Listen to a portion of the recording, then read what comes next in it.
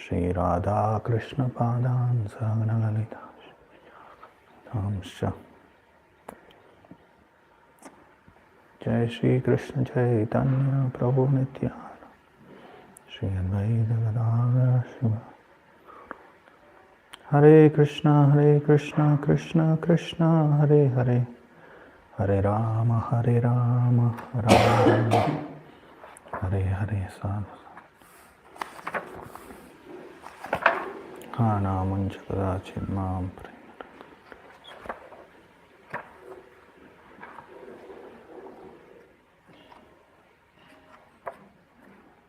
Hare Krishna.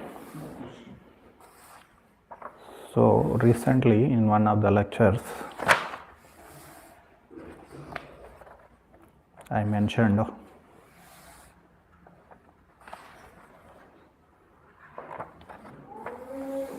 that how in sixth canto of Srimad Bhagavatam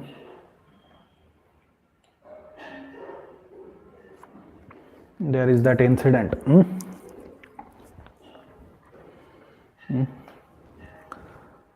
So Ajamula was in his deathbed and Yamadutas came to pull him away because he had led a sinful life. Generally, Yamadutas, those who are sinful people, Yamadutas generally, Yamaraj are Yamadutas. So generally they have claim over those sinful beings because Ajamila had committed so many sinful activities that then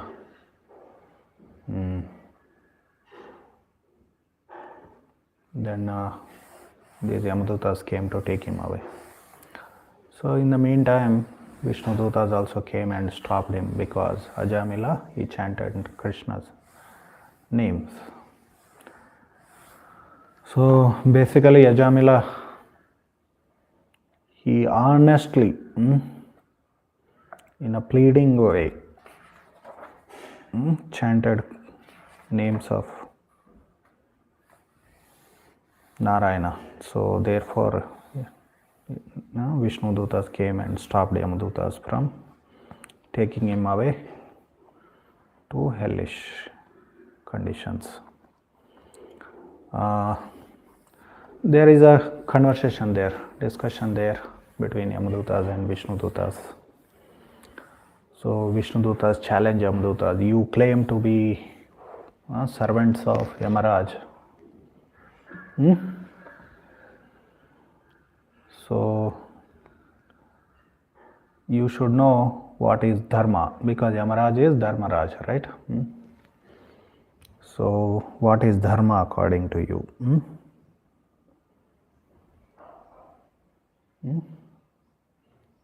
Anyone remembers what was the answer?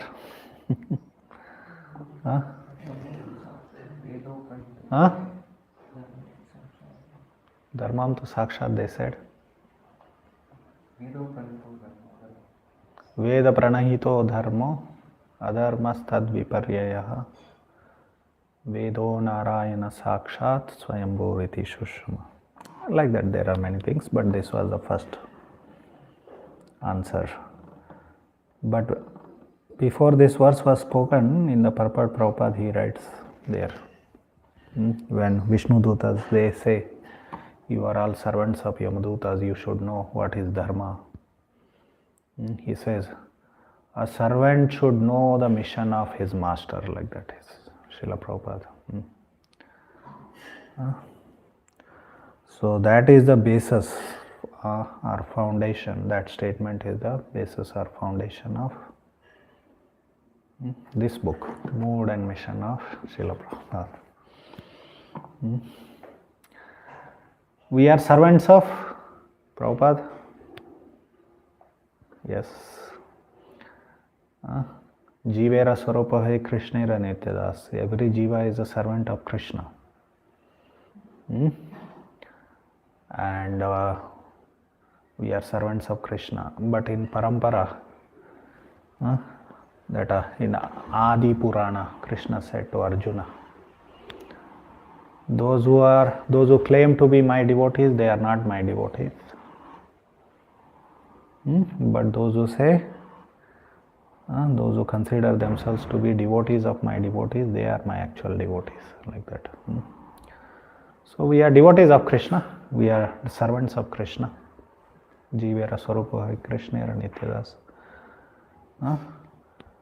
That is Tattva, that is Siddhanta. But the mood is what? Servants of the servant of the servant of Krishna. So that verse is also there. What is that? Anyone remembers? Bratyasya, Bratyasya, Bratya.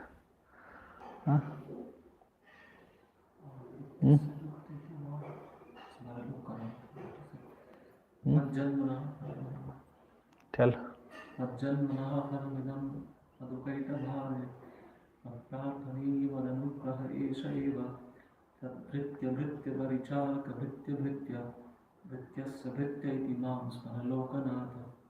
How many times Bratya came? This is from? This is Mukunda Mala Stotra. So basically he says, I am servant of the servant of the servant of the servant. Sometime Prabhupada would comment, we are 100 times servants, like that. So those who are pure devotees, like we all know, in recent history of human society, a great pure devotee appeared in this world.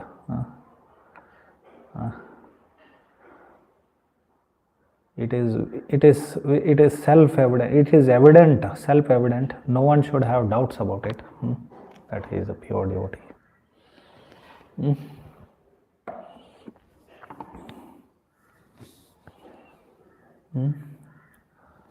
So we want to be his servants, not like Ratvikvadis. Ratvikvadis claim that we are direct servants of Srila Prabhupada. We are direct disciples. We don't claim like that. We are servant of the servant of servant, like that.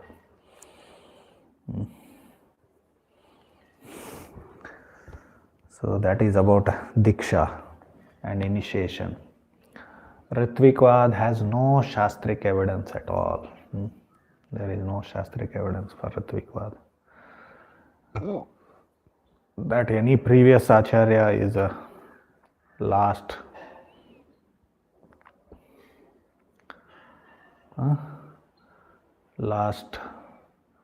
Diksha Guru, initiating Guru. It's not logical also. By going to their logic, by going by their logic, if you go by their logic, then you can claim that Krishna should be the last Diksha Guru. Or Madhvacharya should be the last Diksha Guru. So there is no historical evidence, there is no logical evidence, there is no Shastric evidence. It's a stupidity, basically.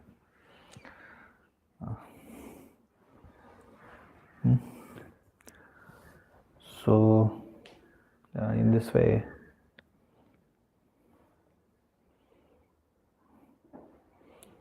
it is Ritvikvad it is ignorance, basically. It is ignorance. Generally, Ritvikvad is when we speak about, ask them about Shastric evidence, then they say that no, Prabhupada was empowered devotee. Some sentimental, emotional things they bring up. Prabhupada was an empowered devotee. He was empowered by Krishna to start a new system which has no any Shastric or historical precedence at all. So that is not, that is childish. Generally it is called as Balisha. Balisha means they are ignorant children. In Sanskrit terms we always use word Balisha, such kind of sentiments and emotions. Prabhupada was empowered devotee, but he is not, no one is empowered to change the Shastra. Even Krishna as a Buddha, he came as a Buddha. He was also, of course, he is a Shaktavesha, also empowered. Why we don't follow Buddha? Because he rejected the Vedas.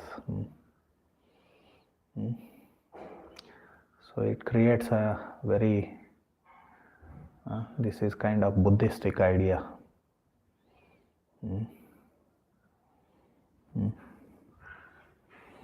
Then, so they don't have, and they are so foolish.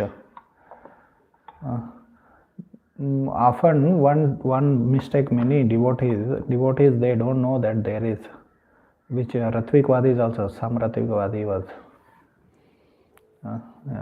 claiming that it doesn't need Shastrik, initiation doesn't need any Shastrik system. It is all left to Guru, how he wants to initiate, what procedure he wants to follow. So this one, many, even those who are non-Ritvikvadis within ISKCON, many devotees, they don't know that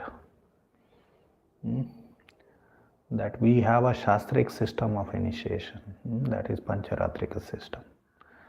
So our system of initiation is very clearly described in the Pancharatrika Shastras. Basically, we follow Bharadwaja Samhita, which is part of Narada Pancharatra. So there this Pancha Samskaras are described. So this one, many devotees, they don't know. And Ratvikvadis, they get away with that saying that, oh, it's all left to Guru, how he wants to initiate. So Prabhupada made this system, therefore he made this system, Ritvik initiation. So Prabhupada didn't make anything out of Shastra. He did not cook up something new. He is just following the tradition. He is following Shastra. Anyway, that is not a topic of our discussion, Ratvikism, which we have discussed recently. We are servants of Krishna, Tattva point of view, and similarly we are servants of Srila Prabhupada. And in an institution like ISKCON, which is founded by Srila Prabhupada, so we are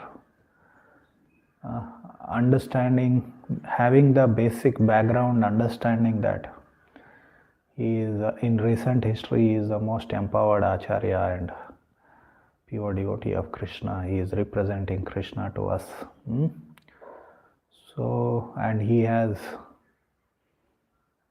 a representative of Krishna, and he has come to fulfill the mission of Krishna. So we want to understand his mission, and we want to serve in that mission. So from long time I thought, I thought I should give some classes on this mood and mission of Srila Prabhupada. So anyway, tomorrow is Srila Prabhupada disappearance day. It is good to discuss this. So I thought of discussing this chapter on the India mission, because we are in India. This chapter is part of the second volume of this book, Mood and Mission of Srila Prabhupada. Because we are in India, what Srila Prabhupada wanted in India, how he wanted to establish or implement Krishna consciousness in India. Of course, this should not be taken out of context of his other aspects of his mission. Whatever he wanted to do, everything else, like book distribution, building temples, Varnashrama, everything has to be part of this India mission. But more specifically what he wanted in India, what he spoke about India. So we will discuss this.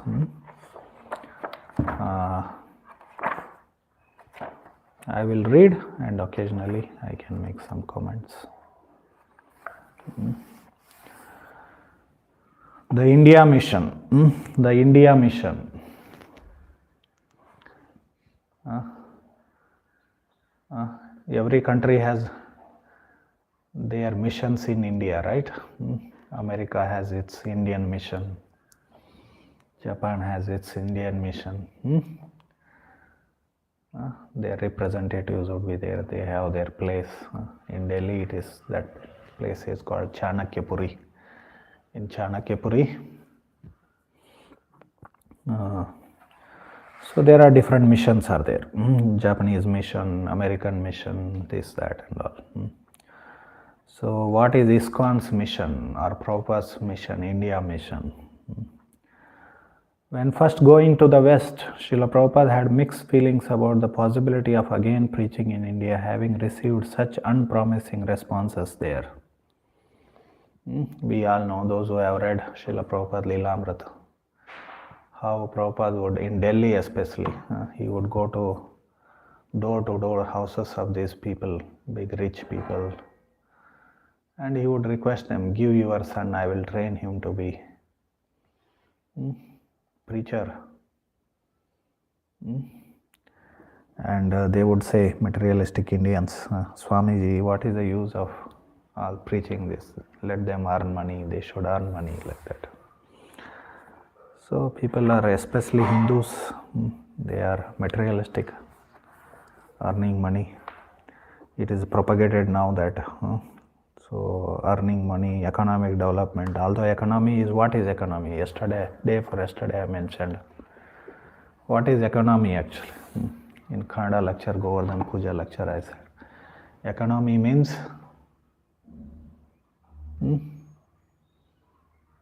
these four sinful activities. Present economics is just centered around these four sinful activities. Meat eating, gambling, illicit sex, intoxication. All their economic development is how to develop these things. They are earning money by doing these things. Gambling, huge gambling, new ways of gambling. Nowadays online everything. Previously those casinos used to be there. Now everything happens online. They advertise, like we see in internet, all big celebrities, cinema stars, sports stars, cricketers, they all advertise this. Rummy, play rummy, this, that. So this is economy. Then this is gambling, intoxication. We all know major part of the revenue to the governments comes from this excise department. So much drinking. That somebody told, no, that in here in Karnataka, I think, or Karnataka or whatever, in Karnataka, Karnataka. When lockdown was there, first thing which was opened was this bars where they sell alcohol. And somebody was showing me the picture that in newspaper there was even women were in the queue to purchase. It's so bad actually. It just destroys, burns body. Especially woman's body, it is very bad for conceiving children and all. Drinking, smoking, and they think we are now civilized, modern. We have to compete with men for drinking, smoking. Once I was coming back from Bangalore to Chikmagalur, early morning around 8:30, I think one young lady standing, I think waiting for some bus or cab in Bangalore, and she is smoking early morning 8:30, in the public only, shamelessly. So this is what they think. Anyway, these donkeys, cats, dogs, they don't know anything better than these things.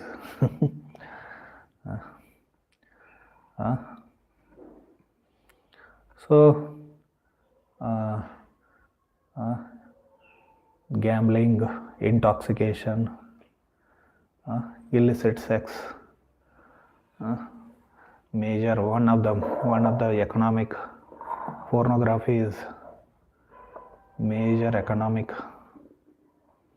billion-dollar industry, billions and billions of dollars of industry. So illicit sex, intoxication, gambling, then meat industry. So much. India is also known for meat exports. Very prominent country.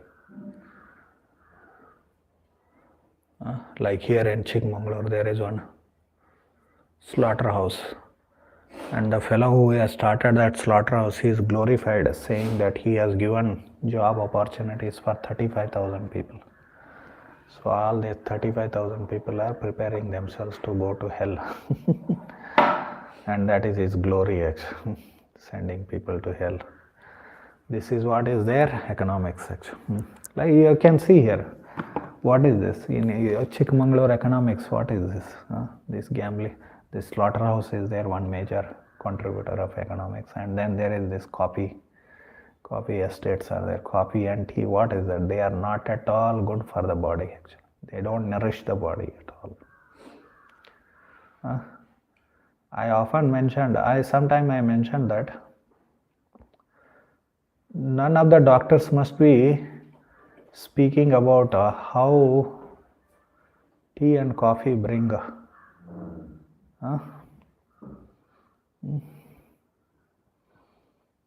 what is that? Sugar and what they say? Diabetes. People don't speak about it at all, actually. Although they have something new now. Green tea, that tea, this tea, black tea. Some sugarless tea. So many things. So all the things which are not at all good for the body. So conditioned soul. In Bhagavatam it is described as that which always, conditioned soul is always engages in those activities which are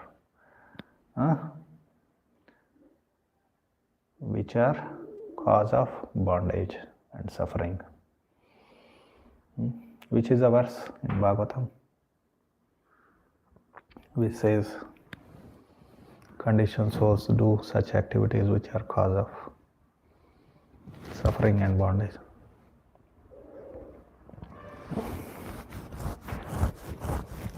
Nunam pramatta kurute vikarmana. Nunam pramatte kurute vikarmana. In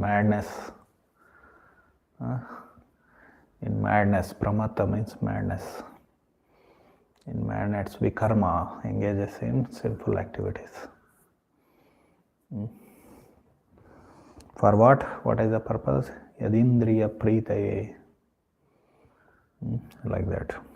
Indriya priti. For sense gratification. Anyway, these Hindus are so much into it, economic development. The present Prime Minister of India, he is known for, he has dreams to make India by 1947, make a India developed country. So by 1977, India becomes developed country. Developed in what? It will become number one in gambling, intoxication, illicit sex, and meat eating. That is their glory. That's it. Everything else is just linked to this, nothing else.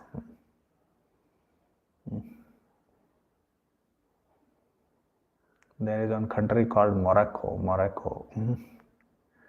Next to France. Actually, it is some kind of, they claim to be independent, but it's all managed by, it's part of, you can say it is a state of France, state in the country of France, but it is independent.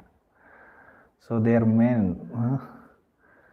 there are so many super rich people there, mega rich, super rich people, and they live a very lavish life with sophisticated new fashions and cars, and there are all kinds of things. And what is their economics? Gambling, casinos. Only casinos. So this is what is actually economic development, is modern economic development. Anyway, Prabhupada went to these people. Oh, Swamiji, they were very skeptical. Let them earn money, like that they said. Unpromising responses, it is mentioned here. Prabhupada struggled so hard here in India to develop preaching, but they didn't. It was not promising. And he had so many difficulties, not only before he went to America, after he went to America also. Someone wanted to, that Singhani wanted to donate some money for building temple in America. But Indian government did not sanction the exchange. So many things like that. Prabhupada, he expressed later also, even in his final years in 1976 and all, so much difficulties he had to face. Every temple has its own. The major temples which Prabhupada, Bombay, Vrindavan, Mayapur, he had so many difficulties establishing them. You all know all these things. Yet he was planning that if he could enroll Western devotees, he would bring some for preaching in India. I think this will come in later in this chapter. How Prabhupada personally, he had desire to preach more in India than West. But his guru wanted him to preach in the Western countries. Saraswati Thakur, Srila Saraswati Thakur. So he went to Western countries, preached, and he again started his Indian mission. He again started preaching back in India. Yet he was planning that if he could enroll Western devotees, he would bring some for preaching in India. So this will come more in this chapter later, white, how he would call them as my white, dancing white elephants. In 1970, he began to implement this strategy by bringing a group of Western disciples on tour with him. Later he revealed. So he brought some devotees in 1970 to India, and later he revealed means in 1977 in one of the conversation, May 27 conversation 1977, he says, "When I left India, I promised I will never come here. I was reluctant to do anything here." So he was so frustrated with India, you can see that response was. But still I thought, at least in Mayapur, let me have my, there are Vaishnavas, so many residents in Mayapur, Vrindavan. There are many other reasons also why he wanted to have his own place in Mayapur and Vrindavan.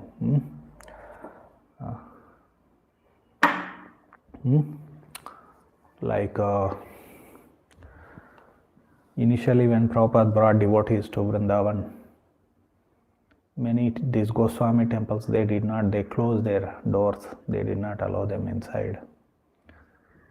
And in Mayapur, sometime they had to stay with his disciples, who had to stay with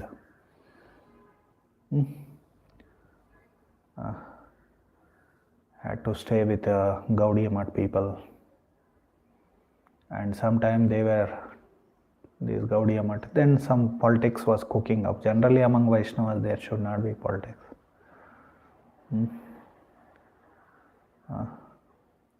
What is that verse is there? Mahanarayana Upanishad?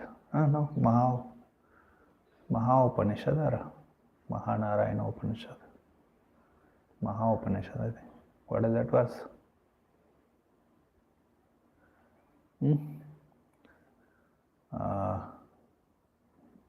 Lagu Chetasam. What is that verse? Lagu Chetasam. That verse comes in. this is mine and that is his. This kind of mentality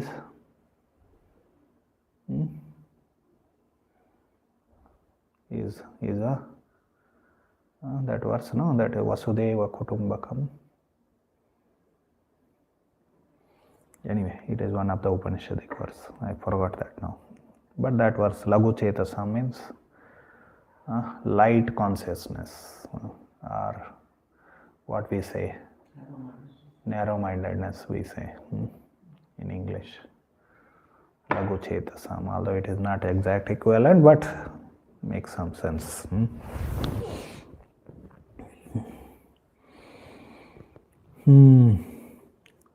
So, therefore, he wanted to have his own place in Mayapur. Like in Vrindavan, he says, I want to have an American house there, because that was in early, 1967, Prabhupada spoke that term, phrase. I want to have an American house, because he was basically preaching in America. He wanted to bring devotees from America and train them in Krishna consciousness in India. When first going to the West, Srila Prabhupada had mixed, anyway, I'm reading. Then that is one quote in May 1977 conversation. So Prabhupada, he recollects how he was frustrated with India and he thought he will never come back. Then he thought, let me have in Mayapur and Vrindavan. Then again in 1977, June 17th conversation, I made my headquarters in Los Angeles. I took permanent residency. I did not like to come back. I would have stayed. That means Krishna desired. Otherwise, I had no plan to come back here. My plan was like that, but Krishna's plan was different. When I was coming back, I was speaking to Dwarkadish. Anyone remembers? Dwarkadish means what it is? Whom he is speaking? Dwarkadish.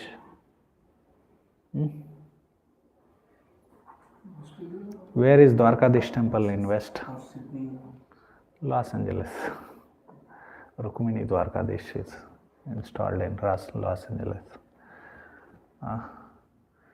It was Western headquarters. Actually, in 1969 or 70, ISKCON got that devotees. That was the first property, ISKCON property, and it was a huge property. And Prabhupada, he made a standard temple there, and he stayed there for a long time there in 1970. And he called all his leaders, GBCs, temple presidents. So already some 10-15 centers were there, I think. Hero preaching had started.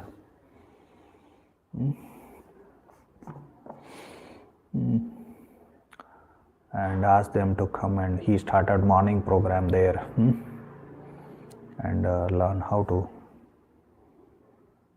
organize the temple centers. So I was speaking to Dwarkadish. Dwarkadish means Rukmini Dwarkadish. He is speaking to the deities there.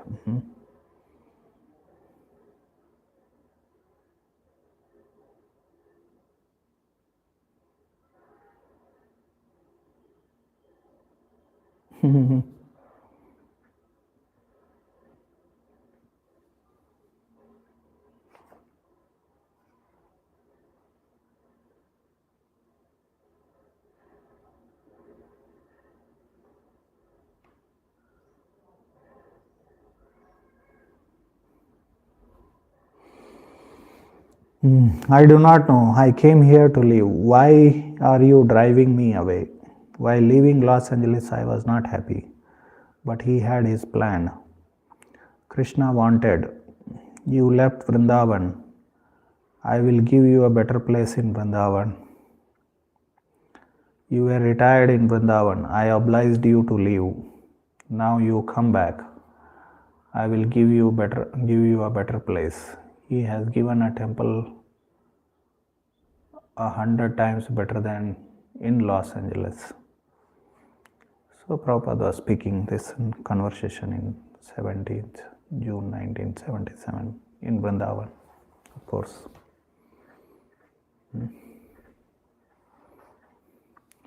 If a person's heart can be understood by where he spends his time, energy, money, then Srila Prabhupada was in India.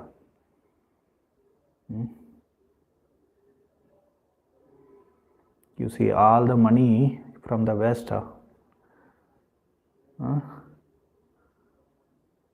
in the West, he brought and put it in India.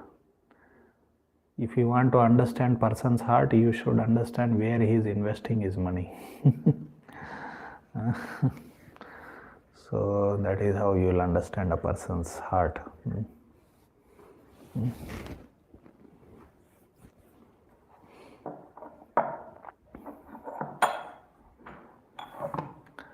Like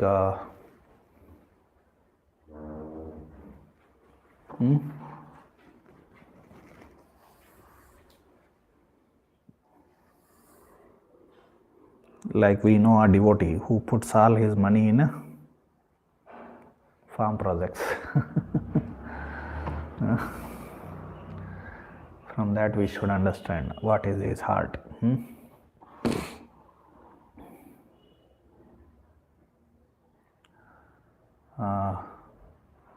Actually, these some of these till today that issue is there in India. Some of these envious Babas in India, Babas, so-called sadhus, Jagat Gurus, or whatever, they criticize ISKCON.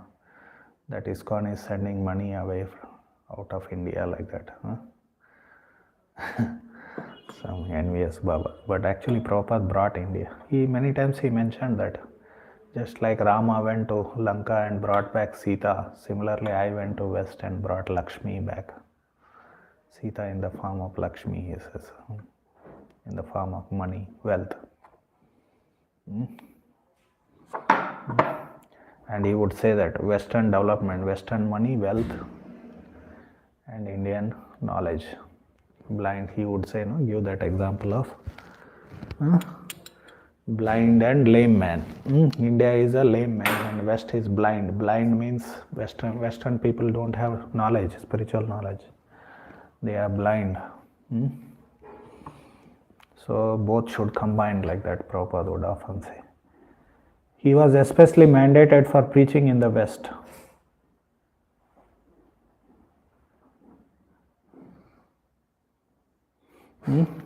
We all know, I mentioned that how his guru, Srila Bhaktisiddhanta Saraswati Thakur, wanted him to preach in the Western countries. Some of them, they may criticize that also. It doesn't come often, once in a while, rarely. Oh, they crossed the ocean and went away, it cannot be.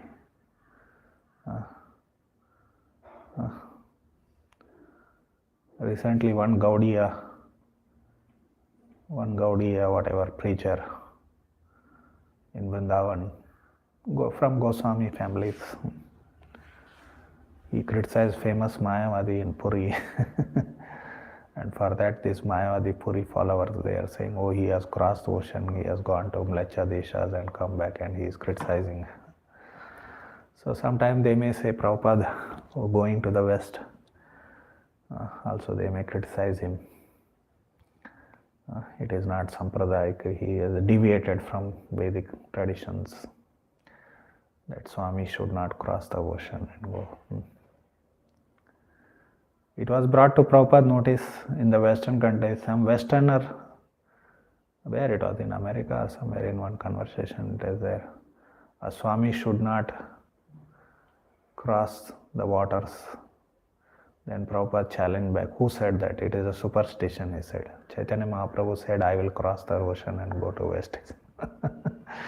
And quoted, Bharat bhumi tehila manushya janma jar janma sartak kari karo paropakar prithvi cheyat acheyat nagar adi. Prabhupada quoted that verse. That in every town and village. So Chaitanya Mahaprabhu is telling about me that I will go out and preach everywhere, holy names. He directly linked that verse is speaking about himself. about Chaitanya. Chaitanya Mahaprabhu is speaking about Prabhupada.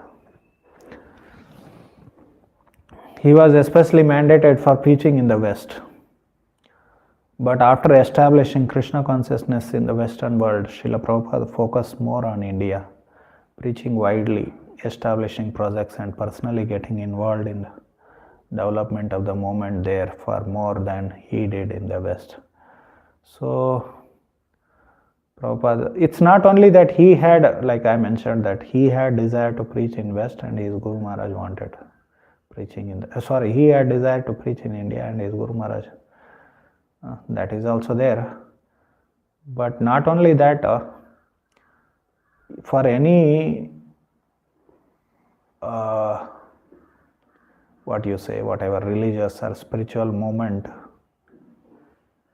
obviously, which is originated from India, it should have its base in India, right?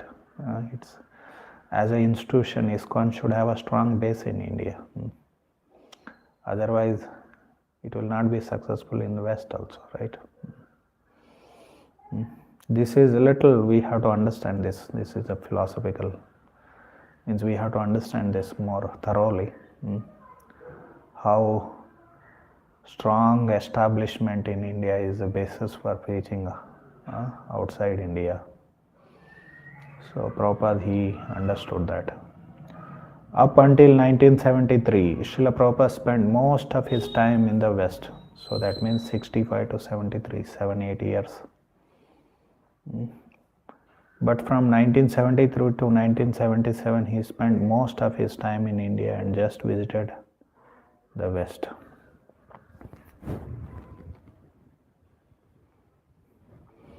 See, these points we have to note down, how his time was divided. From 1973 to 77, especially in his last years, Srila Prabhupada devoted great energy toward revitalizing India's declining spiritual culture. He personally traveled in India extensively from city to city, always preaching, and started several branches of his international society.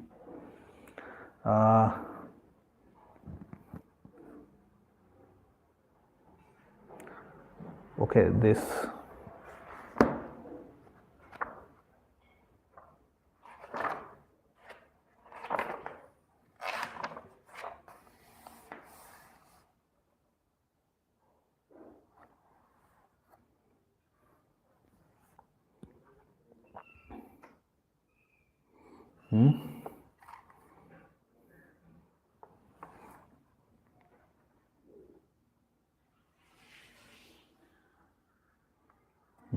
this is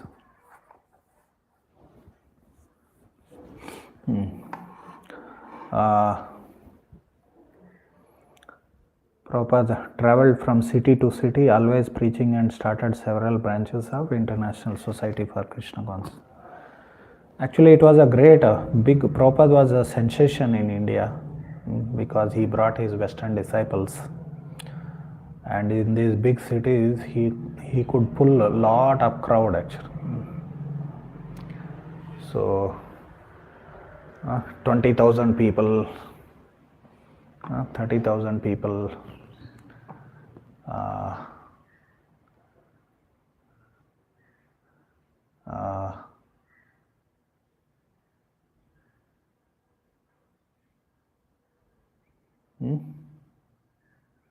like that. Big cities, Hyderabad, Mumbai especially. Pandal programs were organized. Delhi, Surat, Jaipur. So like that, major cities, Kolkata, Hyderabad, South. Chennai also it was there, I think. He has visited Chennai, definitely.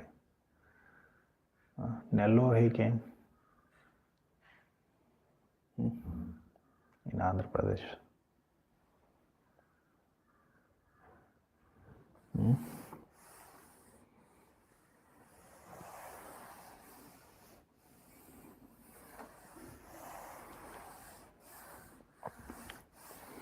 And I remember this was what is that 108th Srila Prabhupada's, what is that year? 108. Huh? It was year which? No, no. 2004. That is centennial. 2004. In Bombay, they wanted to have the same kind of pandal program, huge pandal program, like that they used to have in Prabhupada's time. And Shyam Sundar Prabhu was the one who organized in Bombay in 1970s. And they invited him to organize in Bombay. Anyway, they attempted back to bring back the same mood. So, like that. So Prabhupada was sensation that time.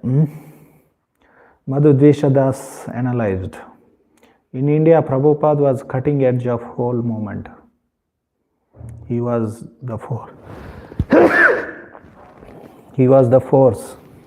Things were moving because of Prabhupada. In the Western world, Prabhupada would give the idea and the devotees would expand on it. Prabhupada was the overseer, but he didn't have such an integral, active part in the West. But in India, Prabhupada was right in the thick of it. He was checking the accounts. He was so much involved in Indian scene that Rishi Kumar, the Bombay treasurer, would have to go to Prabhupada every other day and show him the accounts. He was very much involved in everything. The whole movement in India depended on Prabhupada. Madhu Dvesha. He was a Swami sometime in between. But he was the one who started preaching in Australia, New Zealand, etc. and many other South Asian countries.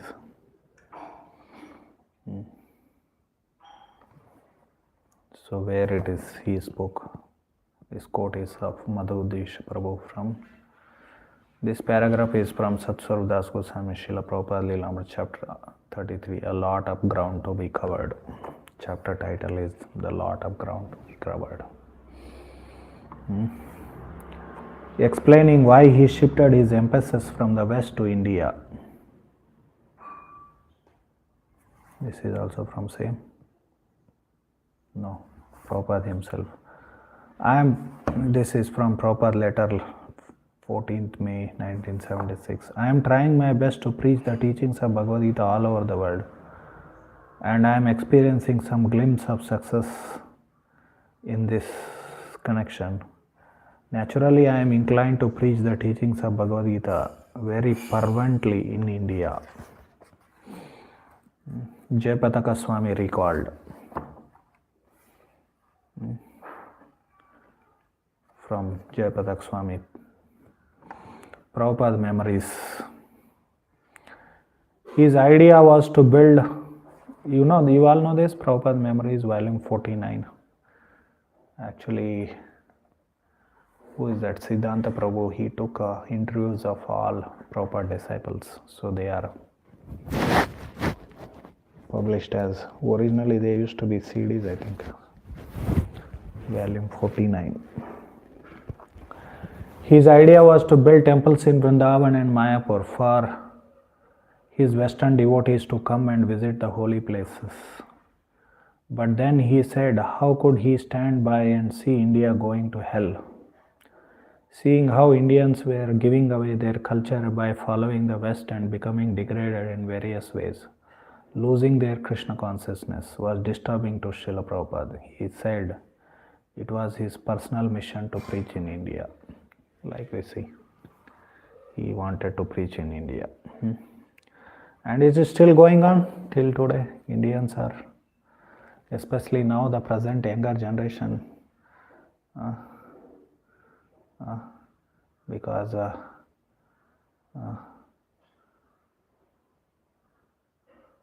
so much materialistic so-called economic development, so obviously they will indulge into sense gratification and give up all spiritual life, all their culture, all the knowledge which was there in India.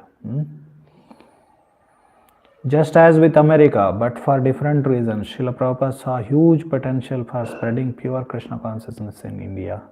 He considered Indians to be like smoldering coal covered with ash, fan and it will flame up. Prabhupada would give these examples. So, this is also spoken by Jayapatak Maharaj.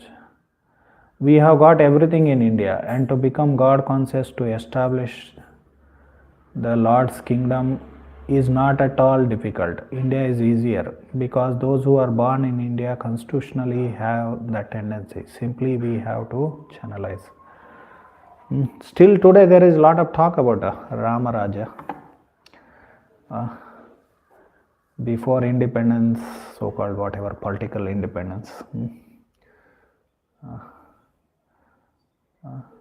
and after independence there was so much talk used to be about Rama Raja will.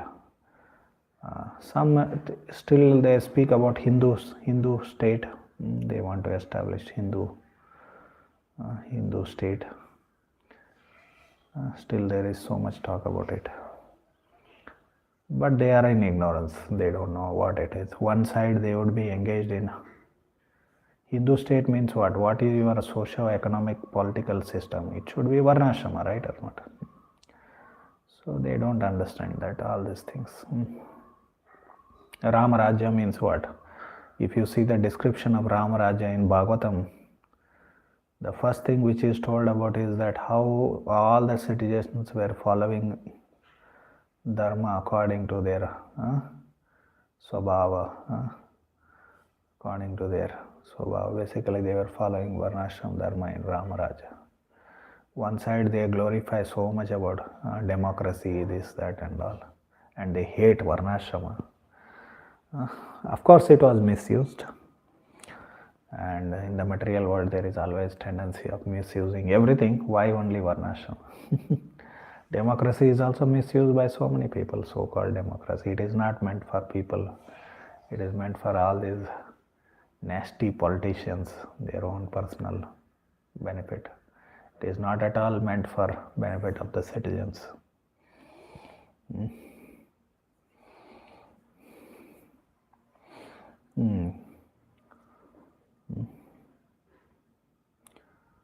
Srila Prabhupada was, so basically people still have tendency, Hindu kingdom, Hindu state or Rama Raja. So we have to channelize it. Srila Prabhupada was confident that it can be successful very easily, especially in India. Of course, India has its own problems. One problem is also casteism. People are addicted to their, we are Lingayats, we should not go to these people like that, they may say, right or not. India has its own problems. But still, they are close to culture. If we revive Krishna consciousness in a systematic way, within a very short time, we can revive our original Indian culture on the basis of the teachings of Lord Krishna and Bhagavad Gita.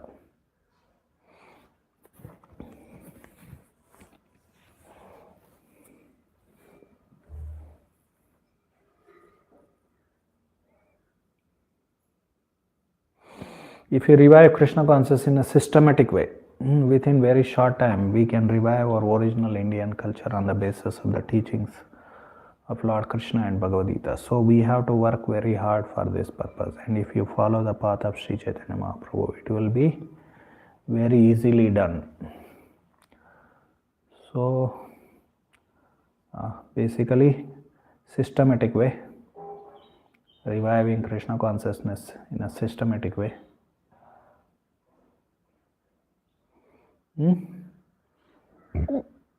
Indian culture on the basis of the teachings of Lord Krishna.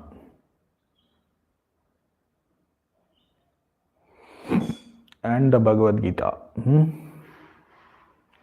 Indian culture. So, based on the teachings of Krishna, that means Chaturvarnyam also. culture means, Indian culture means Varnashrama culture. So we have to work very hard for this purpose. And if you follow the path, how we are going to do? We are by following path of Sri Chaitanya Mahaprabhu, Harinam Sankirtan. It will be very easily done. Seeing India as the hope of the whole world.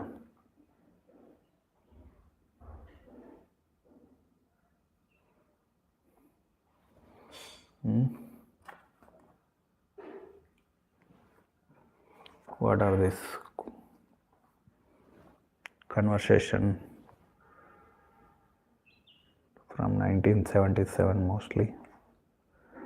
This 11th one which we read now, just now, it is letter 18 September 1976. To whom it was written, we don't know. Seeing India as the hope of the whole world. Conversation, December 29 December 1976. Srila Prabhupada was very keen to do something wonderful in India. To do something wonderful in India. From Harishori Prabhu's diary. If the selected people of the world combine together, push this movement in India, then the whole program of modern leaders will collapse.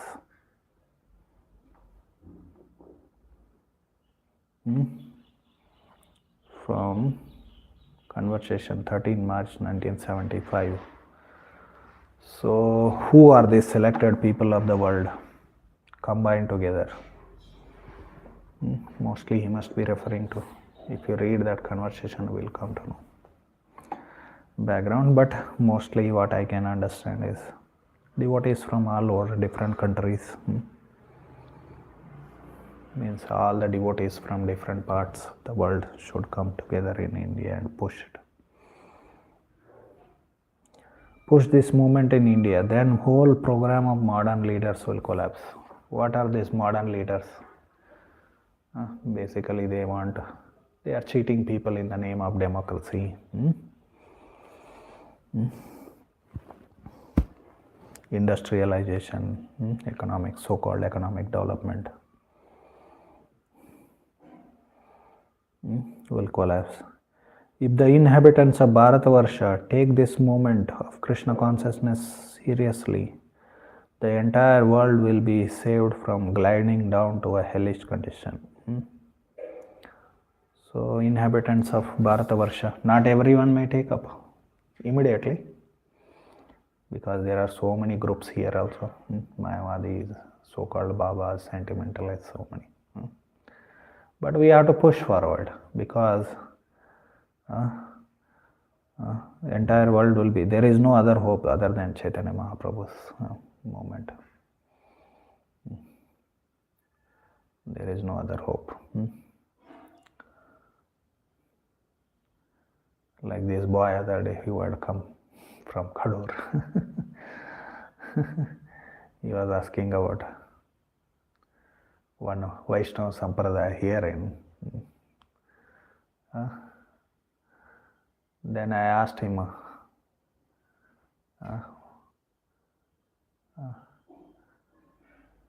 they would not take you even near you. What to speak of teaching you Krishna consciousness, bhakti and any. They will not take you, they will consider you as untouchable and completely reject you. So there is no hope to anyone other than Chaitanya Mahaprabhu's mission. He was confused. That boy was confused because somebody made a negative comment on Chaitanya Mahaprabhu from that Sampradaya. Saying that, oh Chaitanya, it is not good because they accept Chaitanya Mahaprabhu as Narayana. It is not a good moment like that. That is accepting. Therefore, that guy he mentioned, and this boy was disturbed for that, because they watch. So basically, we are in Chaitanya Mahaprabhu's movement, or in ISKCON, we are teaching everyone to be devotees of Krishna. Chaitanya Mahaprabhu himself preached Hare Krishna mantra. So what's wrong with that?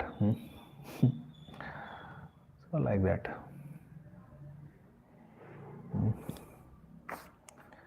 And regarding accepting, of course, Krishnadas Kaviraj Goswami, he made one. Yes, it is there, right?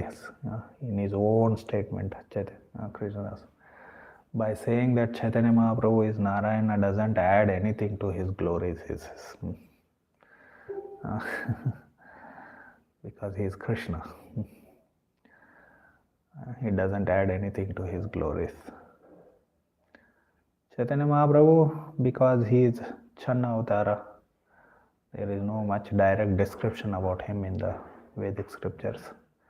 But indirectly hints, even all these verses which glorify chanting Hare Krishna, chanting holy names, they all indicate to Chaitanya Mahaprabhu only.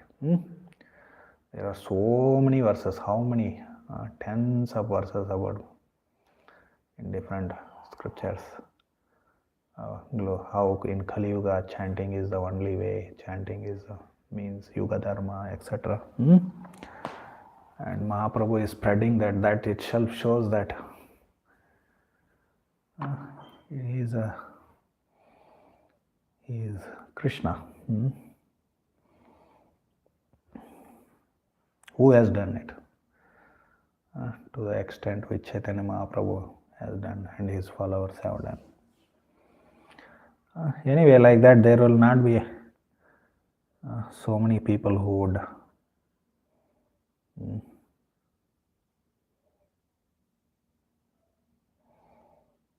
they will have their own Mayavadi gurus and Mayavad. They are very strongly holding into it for more than 1,000 years now. But we have to push. Other than Chaitanya Mahaprabhu's mission, there is no hope for these people. The entire world will be saved from gliding down to a hellish condition. India's mission is how to revive Krishna consciousness throughout the whole world. Revive your Krishna consciousness. Be fixed up in Krishna, then distribute the knowledge. So Prabhupada, he spoke this lecture on 4th Jan 1976. What is the mission of what India should do? It should only is to how to revive Krishna consciousness throughout the whole world.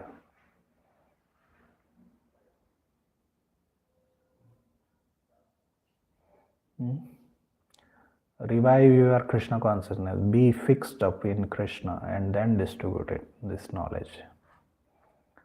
So Indians should revive their Krishna. This is actually paraphrasing of what Chaitanya Mahaprabhu said, right? Bharata Bhumite Aila Janmajar Janma Sartaka Khari Paropakar. Just revive your Krishna consciousness, be fixed up in Krishna and then distribute this knowledge. So you all should go out to preach Krishna consciousness. To an American disciple who told him, your American disciples are beginning to appreciate India. When we first arrived, we could not understand why you were so busy here. But now we see that India is most important place on the planet. Srila Prabhupada retorted, it is most important place in the universe. This is of course substantiated in the Shastra, for instance 5.19.23. 5th canto, 19th chapter. What is that? 19th chapter.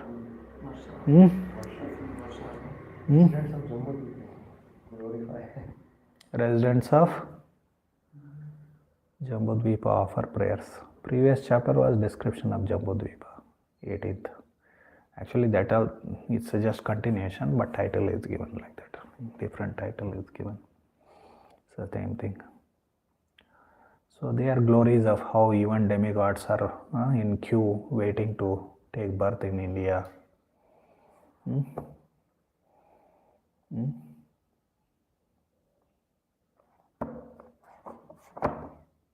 So this is from Harishawari Prabhu's diary. This story to an American disciple from there. So basically he says that India is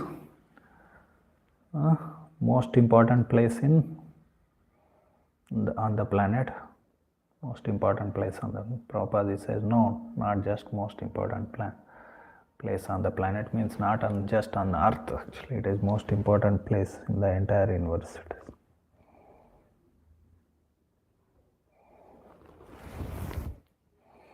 As Srila Prabhupada often quoted, Sri Chaitanya Mahaprabhu himself had spoken of the spiritual magnitude of the land, and that is now known as India, and the duty of the persons born there.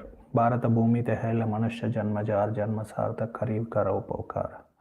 One who has taken his birth as human being in the land of India, Bharatavarsha, should make his life successful and work for the benefit of all other people. So that section of Chaitanya Charitamrita, Chaitanya Mahaprabhu was encouraging. So basically there is description that how Chaitanya Sampradaya is a Kalpa Vraksha, and Kalpa Vraksha grows and then it gives fruits, and Chaitanya Mahaprabhu is the gardener of that that Kalpa Vraksha, that tree of desire fulfilling tree. Then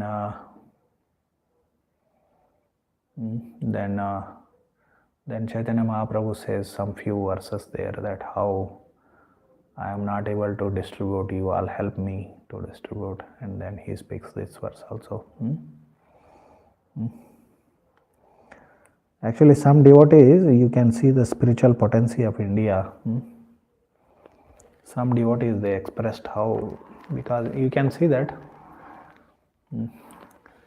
when they come from Western countries, as soon as they come in the flight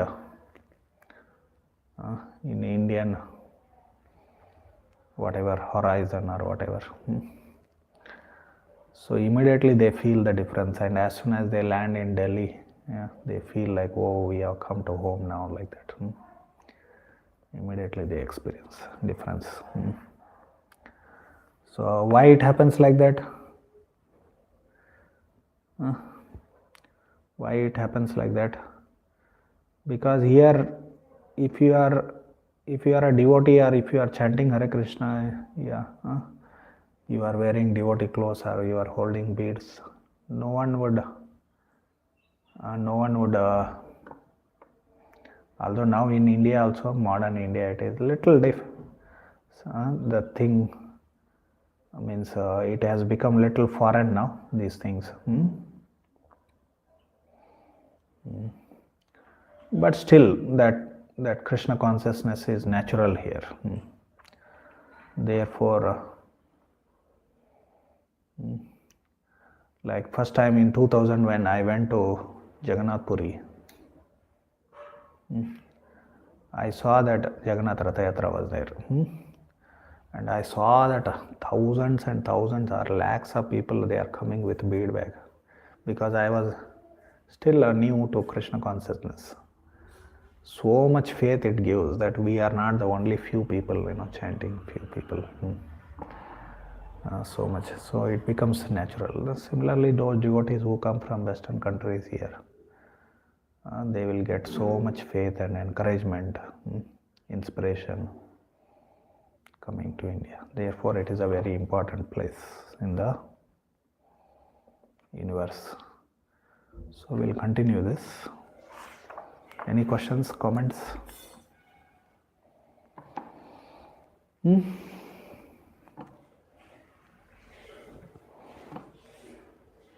Hare Krishna, Hare Krishna, Hare Krishna, Krishna Krishna,